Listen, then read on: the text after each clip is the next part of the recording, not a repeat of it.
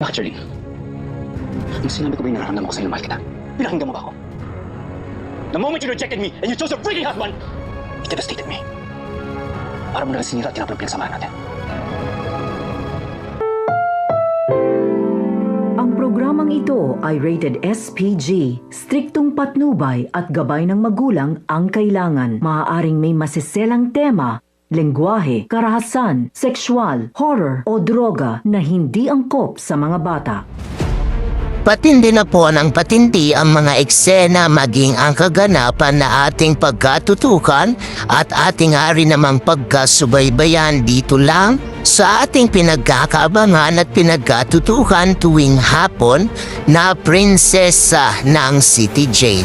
Simula pa lang nga din naman kasi ito na ito nga rin naman kasi si Charlene ay gagawa nga ng paraan para sa ganon ay makatakas nga rin naman sa mga kamay nitong si Adrian dahil alam nga nitong si Charlene na papapahamak ang kanyang buhay maging sa gagawin nga rin naman kasi nitong si Adrian sa kanya.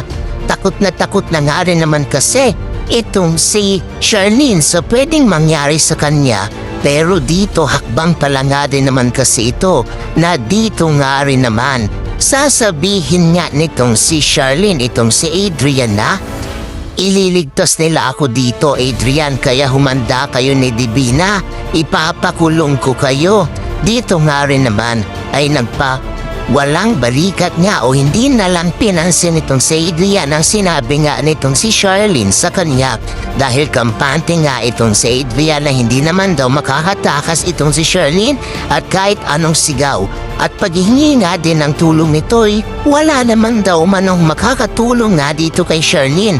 Pero dito nga din pa ang pagkakampante nitong si Adrian. Simula nga lang din ba ito para sa ganon ay makahanap nga at makakuha ng tiyempo itong si Charlene na makalabas at arangkada ngang makalayo na dito nga rin naman kay Adrian lalong-lalo na kay Divina. Ano kaya ang mangyayari dito kay Charlene? Makakatakas nga kaya siya? O simula pa lang din ito para mapahamak ng tuluyan si Charlene na ating pagkakaabangan?